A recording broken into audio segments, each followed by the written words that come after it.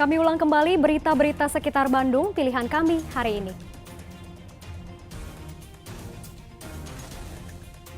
3 orang anak usia 5 dan 6 tahun tewas tenggelam di sebuah kolam ikan di Kabupaten Tasikmalaya.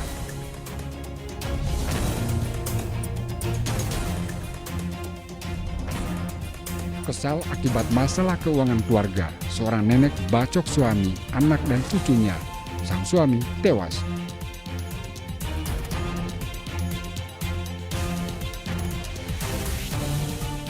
Kerajaan Arab Saudi buka pintu masuk jemaah umroh dari Indonesia. Para jemaah pun bersiap untuk berangkat.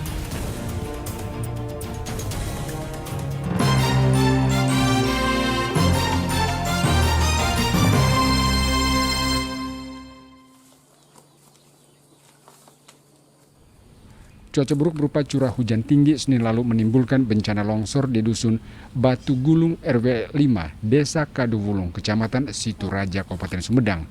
Longsor merusak rumah milik Ade Tariana.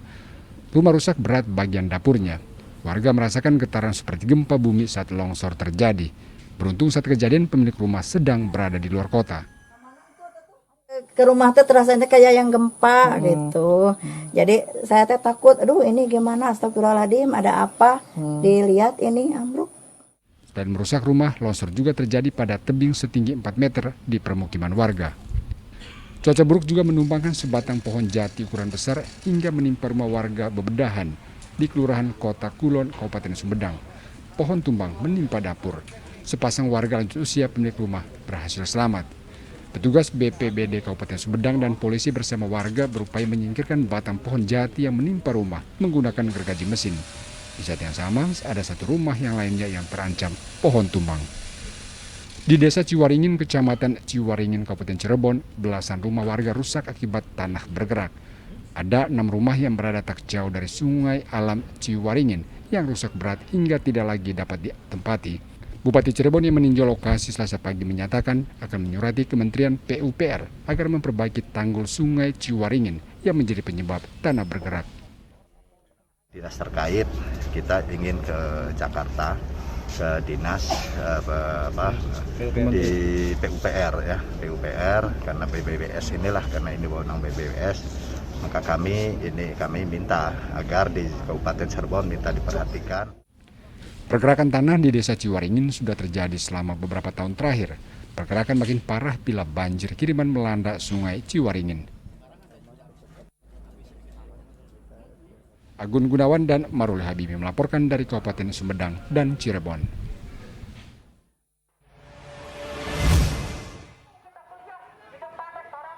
Kericuhan antara sesama dosen hingga pengusiran polisi mewarnai unjuk rasa ratusan mahasiswa Fakultas Hukum Universitas Pakuan, Bogor ke gedung rektorat kampus Senin sore. Mahasiswa sempat membakar ban bekas dan memaksa masuk ke dalam gedung rektorat.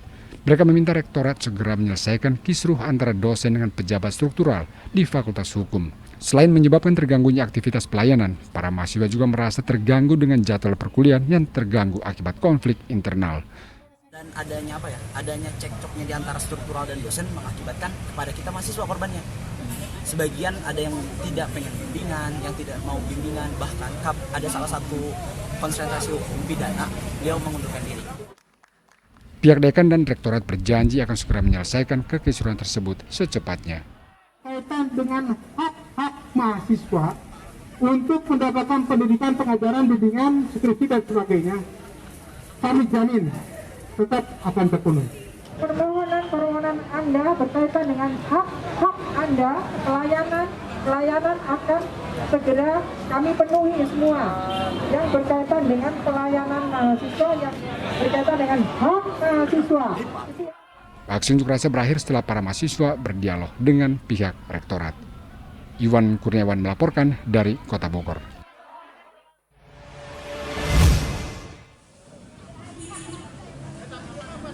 Mendapatkan minyak goreng dengan harga murah hingga saat ini masih menjadi masalah besar yang dihadapi warga Jawa Barat. Di Pasar Baru dan Kepuh, Kabupaten Kuningan, para pedagang minyak goreng antre untuk bisa membeli minyak goreng curah seharga Rp11.500 per liter, sesuai harga eceran tertinggi yang ditetapkan pemerintah pada operasi pasar yang diselenggarakan Kementerian Perdagangan di Kabupaten Kuningan. Operasi pasar menyediakan 8.000 liter minyak goreng curah. Ini gimana Pak pedagang? Susah mendapatkan minyak Susah. curah? Memang susah. Susah, harga mahal. Tapi lawan harga standar, itu jadi gampang.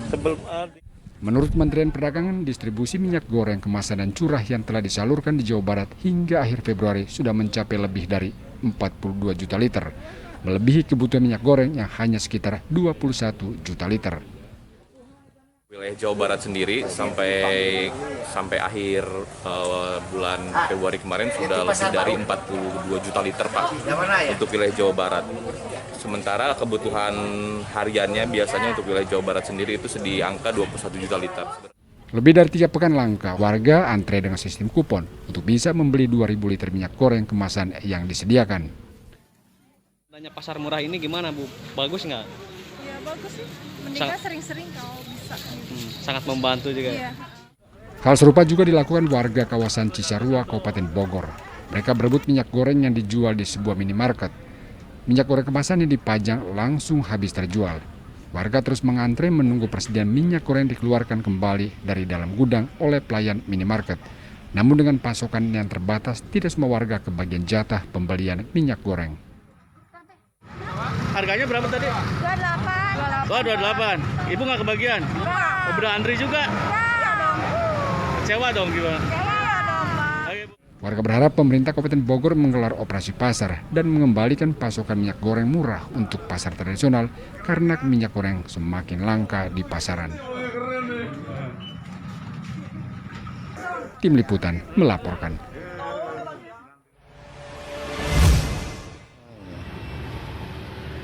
Kenaikan harga bahan pangan ditambah dengan kenaikan harga gas LPG memukul usaha warung nasi di Kota Tasikmalaya. Saat ini nyaris seluruh komoditas bahan pangan mengalami kenaikan. Mulai dari tempe tahu, daging ayam, daging sapi, telur ayam, cabai, bawang, gula, hingga minyak goreng. Seluruhnya naik nyaris bersamaan. Apalagi bagi warung nasi yang menyajikan makanan khas sambal goreng. Cabai rawit hijau saat ini menembus Rp40.000 per kilogram. Daging ayam naik menjadi Rp33.000 per kilogram. Telur ayam pun baru naik menjadi Rp25.000 per kilogram. Dan harga gas LPG yang naik hingga lebih dari Rp190.000 per tabung 12 kilogram membuat mereka merugi. Ya, harus dinaikin mau tidak mau. Ini sangat mengurangi pendapatan ya Kang ya? Ya, mengurangi lah ada dikit. Oh, Kang yang terasa sekali naik apa sih Kang? Sekarang nanti yang terasa mah telur naik lagi. Iya terus? Telur cabai rawit naik. Kondisi ini diperkirakan akan semakin parah menjelang bulan Ramadan, di mana biasanya harga seluruh kebutuhan pangan naik. Para pemilik warung makanan pun bersiap untuk menaikkan harga jual untuk mencegah kerugian. Eko Setiabudi melaporkan dari Kota Tasikmalaya. Caranya sebetulnya banyak sekali Bapak Ibu sekarang. Kebijakan pemerintah Kerajaan Arab Saudi yang membuka kembali perjalanan ibadah umroh dari Indonesia menjadi angin segar bagi masyarakat yang akan berangkat umroh dan Biro Perjalanan Penyelenggara Umroh dan Haji. Banyak calon jemaat umroh yang sudah menanti 2 tahun lamanya untuk berangkat umroh. Mudah-mudahan bisa lancar, sehat sampai ke hari H. Ada kekhawatiran nggak Teh di masa pandemi seperti ini? Khawatir, enggak lah, pasrah aja sama Allahnya. Menjelang keberangkatan, 83 calon jemaah umroh yang akan diberangkatkan minggu mendatang mengikuti latihan manasik. Alhamdulillah udah final di 83 jemaah. 83 jemaah berarti diberangkatkan. 83 jemaah yang berangkat. Kapan berarti itu? Pemberangkatannya tanggal 20 dari Bandung. Ya, tanggal 21 berangkat pakai Saudian. Pemerintah Arab Saudi kembali membuka ibadah umroh bagi jemaah dari negara di luar Arab Saudi Januari lalu, termasuk dari Indonesia. Pelaksanaan ibadah umroh diselenggarakan dengan protokol kesehatan ketat agar tidak memicu penularan penyakit COVID-19. Ingat Ka'bahnya di sebelah kiri tadi juga posisi saya. Muhammad Rizal melaporkan dari Kota Bandung.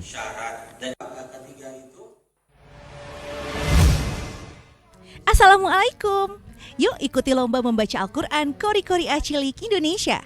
Kirimkan video membaca Al-Quran ke koricilikindonesia@gmail.com. Format video HD dan landscape dengan durasi maksimal 5 menit. Cantumkan nama, tanggal lahir, alamat, dan nomor telepon peserta. Video membaca Al-Quranmu ditunggu sampai tanggal 10 Maret 2022. Saksikan Kori-Kori Cilik di Ajwa TV.